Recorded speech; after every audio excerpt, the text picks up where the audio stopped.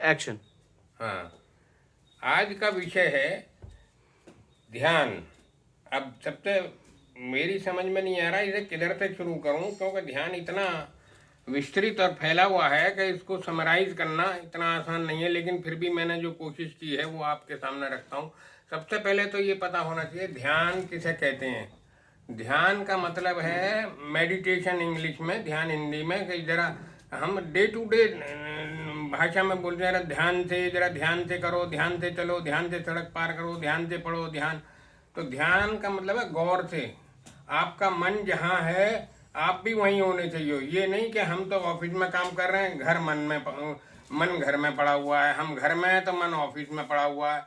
तो कहने का मतलब ये है कि जहाँ है वहीं रहो।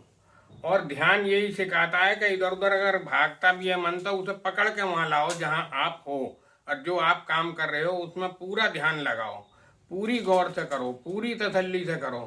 इसी तरह ये तो होगा माइंडफुलनेस मेडिटेशन। दूसरा होता है कि जो है ग्रेटफुल मेडिटेशन। कहीं आप ऐसी स्थिति में फंस गए जहाँ मौत से आपको छू कर चली गई हो, तो उसमें आप भगवान का लाख लाख शुक्राना माने, और प्रेयर में आप जो चाहें वो करें। लेकिन ये जरूर कहें आपने मुझे सकुशल बचा लिया, तो आपका बहुत बहुत धन्यवाद। और सबसे बड़ी बात तो ये है कि ये योग का ही एक पार्ट है। यम नियम आसन प्राणायाम, चार तो ये अंग योग के हर आदमी को पता है, डेली करते भी हैं लोग। लेकिन इसके आगे प्रत्याहार, धारणा, ध्यान, समाधि, चार और रह जाते हैं जिनको हम समझ नहीं पाते या कोशिश नहीं करते या आगे नहीं बढ़ते। प्रत्या प्रत्याहार हमारी हिंदी में समझ में कम आता है, इंग्लिश में जरा ज़्यादा। बहुत सी बातें ऐसी हैं जो इंग्लिश में जल्दी समझ में आ जाती हैं। प्रत्याहार हिंदी में समझ में नहीं आया, तो इंग्लिश में जब पढ़ा तो विड्रॉल ऑफ सेंसेस। जितने हमारे सेंस हैं, कर्मेंद्री, ज्ञानेंद्री जितनी है उनको हम अंतर्मुखी कर दें, तो यही प्रत्याहार है। और इसके अलावा जो है जैसे कर्मेंद्री में हम जो है हिंदी में उलझ जाते हैं, हाथ पैर तो याद रहते हैं हमें, जिह्वा भी याद रहती है। जो है कर्मेंद्र हम भूल जाते हैं। इसके आगे पेट में जो दो कर्मेंद्रियां, तो इंग्लिश में बहुत बढ़िया है उसका, organ of elimination and organs of reproduction. दो जो है कर्मेंद्रिय हैं। तो हमें कर्मेंद्रिय उसमें नहीं जाना है, हमें तो और ऊपर बढ़ना है। कि हम प्रत्याहार पे पहुंच गए, जो समझ गए, उसके बाद धारणा। धारणा ध्यान से पहली स्टेज है, फिर उसके बाद समाधि है। तो धारणा के अंदर हमारे मन में यह है कि किसी चीज पे कंसंट्रेशन, एकाग्रता। धारणा तो फोकस करना, तो जैसे मोमबत्ती पे करो, उस पे करो, वो ध्यान नहीं है, मेडिटेशन नहीं है, वो कंसंट्रेशन है, वो त्राटक है। त्राटक कहते हैं किसी एक चीज पे ध्यान लगाना, और इतना ध्यान लगाना कि कन्वर्ज हो जाए आपका ध्यान और सब बातों को भूल जाए। ये ध्यान है ही नहीं हमारी। अब मैं ये बताऊंगा कि जैसे योग को समझ में नहीं आता लोगों को, सीधा जो कुछ भी नहीं जानता ABCD भी योग की, उससे कहो वियोग जानते हो, तो हाँ वियोग तो जानता हूँ। वियोग का मतलब बिछड़ना, दूर होना एक दूसरे से। लोग योग इसका उल्टा है, जुड़ना, जो संपर्क करना, ये योग है। इसी तरह ध्यान क्या है ये समझने से पहले मैं आपको ये बताऊंगा ध्यान क्या नहीं है।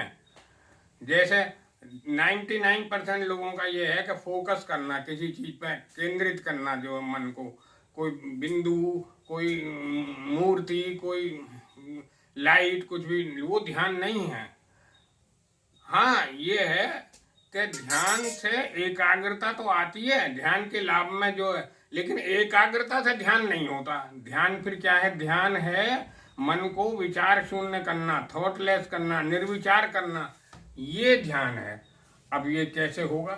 मन तो बड़ा चंचल है। भगवान कृष्ण ने गीता में कहा है कि जो है मन को कंट्रोल करना मुश्किल तो नहीं है, मुश्किल है मतलब असंभव तो नहीं है, लेकिन मुश्किल है, मुश्किल बहुत है। तो उसमें अभ्यास और वैराग्य दो बातें बताई भगवान कृष्ण ने। अभ्यास का मतलब प्रैक्टिस प्रैक्टिस प्रैक्टिस करो, और वैराग्य मतलब दूर हो जाओ दुनिया से, वैराग्य। लेकिन रहो घर में ही, ऐसा नहीं कि घर बार छोड़ के जंगल में चढ़े जाओ। वैराग्य न वैर न द्वेष, द्वेष राग और द्वेष जो है इनसे दूर हो जाओ, दोनों से, न किसी से राग न द्वेष। अब हम अपने उस पर आते हैं कि जो है ध्यान कैसे करें।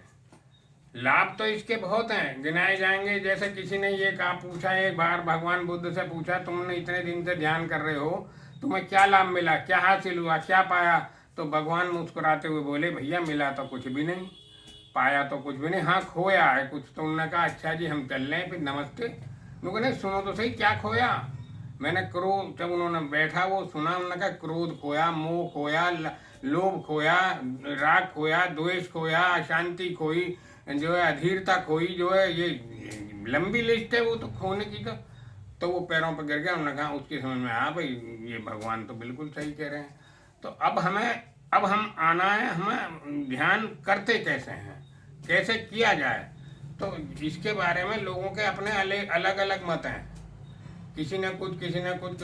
सबसे पहले ध्यान हमारा जो है भगवान बुद्ध ने ही शुरू किया। आना पानी सती ध्यान है उनके ध्यान का नाम, और सारे ध्यान उसी पे बेस हैं। चाहे वो भावातीत ध्यान हो महेश योगी का, चाहे वो प्रेक्षा ध्यान हो जैन मुनियों का, महावीर जी का, चाहे वो जो है विपश्यना ध्यान हो ओशो का, लेकिन सब बेस जो है आना पाना सती पे ही ध्यान, भगवान बुद्ध के ही उस पर आधारित है।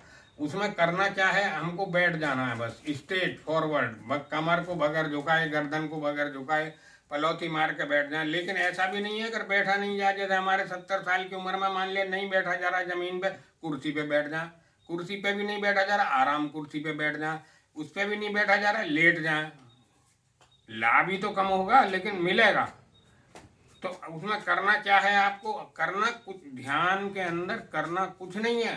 सबसे बड़ी बात तो यही है कि करना कुछ नहीं है, सिर्फ उसका तरीका समझना है, करना कुछ नहीं है।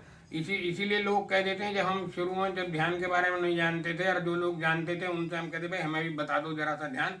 भाई ये करने की चीज़ नहीं, ये तो होने की चीज़ है, ये तो घटना है, घट जाएगी, तुम बैठना शुरू कर दो है। अरे बैठना तो शुरू करना, उसका भी तो कोई तरीका होगा, क्या किस तरीके से बैठें, क्या विचार करें, क्या ना करें। तो अब मैं कोशिश करता हूँ आपको समझाने की कि आप कुछ समझ पाएँ। वैसे प्रैक्टिकली भी मैं 5-10 मिनट का ध्यान कराऊंगा बाद में, अभी कराऊंगा तो फिर वो टाइम नहीं रहेगा इतना। तो आप बैठ गए, बैठने के बाद आपने अपना ध्यान, पहले तो रिलैक्सेशन करना है, मेडिटेशन बाद में करना है। हम यही भूल जाते हैं कि रिलैक्सेशन कैसे करते हैं। तो रिलैक्सेशन का तरीका यह है कि लंबे गहरे सांस 3 बार लो और निकालो, लो और निकालो। फिर उसके बाद 3 बार लंबे गहरे सांस लेकर रोको, कम से कम 5 सेकंड, ज़्यादा से ज़्यादा जितना रोक सकते हैं आप। फिर 3 बार इसी तरह से रोको निकालो। फिर 3 बार लंबे गहरे सांस बाहर रोक के करो, पहले आंतरिक कुंभक, फिर बाह्य कुंभक, फिर 3 साधारण सांस। ये तो है रिलैक्सेशन टेक्निक। सांसों का हमारे उससे मन से बहुत बड़ा ताल्लुक है। जरा सी हमें कोई डांट दे, नाराज हो जाए, या हमें गुस्सा आ जाए, क्रोध हो जाए, तो सांस जल्दी जल्दी चलने लगता है कि नहीं। तो इस तरह इसका हमने फायदा उठाया इस बात को समझने का कि भाई सांस अगर आराम से लेंगे, हम डीप लेंगे, शैल जो है कछुए की तरह से, तो हमारी जो है शांति भी मिलेगी और हमारी आयु भी बढ़ेगी। कछुआ 2-3 सांस लेता है कुल 1 मिनट में, इंसान लेता है कम से कम 8-10। तो उसके लिए मन को साधने के लिए सांसों को साधना जरूरी है। तो आप सांसों पर ध्यान दें। क्या सांसों पर ध्यान कैसे दें कि सांस जा रही है, सांस आ रही है, सांस जा रही है, सांस आ रही है। और विचार जो आएंगे, विचार तो ऐसे समझो जैसे समुद्र में लहर आ रही हैं, वे विचार खत्म नहीं हो सकते, लेकिन उनको खत्म करने का भी तरीका है, वो ध्यान ही सिखाता है। तो वो ही आप जरा गौर से सुने, जो है कि मैंने जो है बैठ गए, आप लेट गए, कैसे ही बैठ गए, कमर सीधी नहीं हो पा रही, नहीं सही। तो बैठने के बाद सांसों पर ध्यान लगा दिया आपने।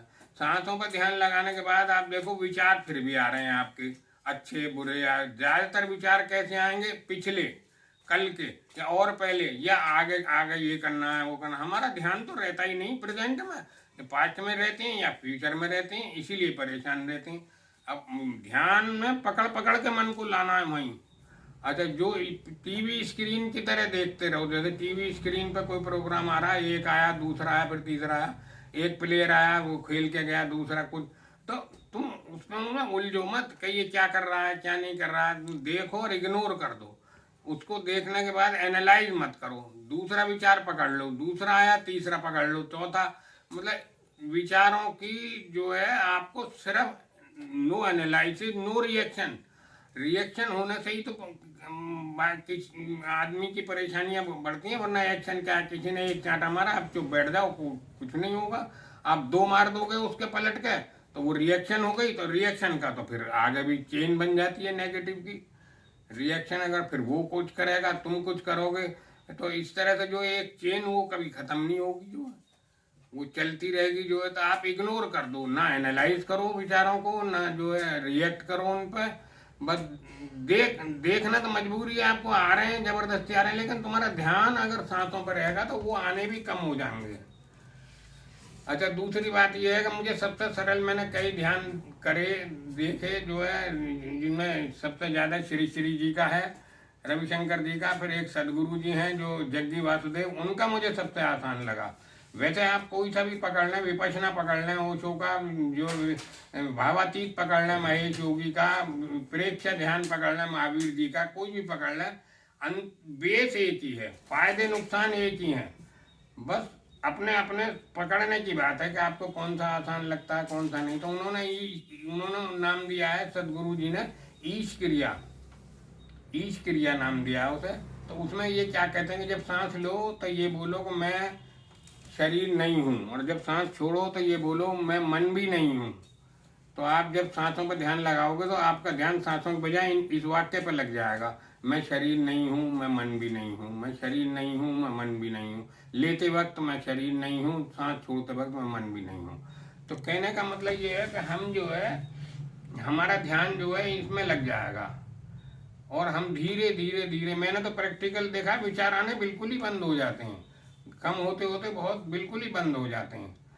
तो मेरा कहने का मतलब ये है कि जितना हम समझते हैं कि ध्यान मेडिटेशन बहुत कठिन है, ये मैं आपसे कहना चाहता हूँ कि ये बहुत आसान है, बहुत सरल है, और इससे घबराने की बात नहीं है। चिंता, हम तो बड़े असमंजस में रहे कि जो जान गया वो बताता ही नहीं था कभी भी। जो हम ये चाह रहे हैं घर घर पहुँचे, हम जो ये चाह रहे हैं हर आदमी कर सके, बच्चा भी कर सके। कितनी देर करना चाहिए, बहुत से लोग कहते हैं एज के हिसाब से, जैसे 50 साल की किसी के लिए 50 मिनट मैक्सिमम, मैक्सिमम है। बाद में बढ़ा के आप कितना ही कर लें, 10 साल का बच्चा 10 मिनट कोई भी कर सकता है। बच्चों को कंसंट्रेशन बनाने में बहुत आसानी रहेगी। जब कंसंट्रेशन की जब बात आई तो मैंने कहा कंसंट्रेशन, फिर समझ लो आप, कंसंट्रेशन ध्यान नहीं है, लेकिन ध्यान से कंसंट्रेशन बनता है, ध्यान के फायदों में है। ध्यान के फायदों में तो अभी हमने बताया, भगवान बुद्ध के पास जैसे गया, क्रोध भी कम होगा, लोभ भी कम होगा। जैसे उन्होंने कहा खोया ही है, हमने पाया कुछ नहीं, क्रोध खोया, लोभ खोया, मोह खोया, अशांति खोई, अधीरता खोई, अनिद्रा खोई। दुनिया भर के लाभ ही लाभ है, नुकसान कोई नहीं है। लेकिन आजकल का ज़माना जो है, गूगल और यूट्यूब का होने की वजह से, अगर आप उसमें ये डाल देंगे कि मेडिटेशन का नुकसान, तो ज़रूर मिल जाएंगे। लेकिन फायदा हो या ना हो, नुकसान कुछ नहीं है, ये मेरा कहना है। मुझे बहुत ज़्यादा एक्सपीरियंस तो नहीं है, लेकिन जितना है उतना मैंने आपसे शेयर किया।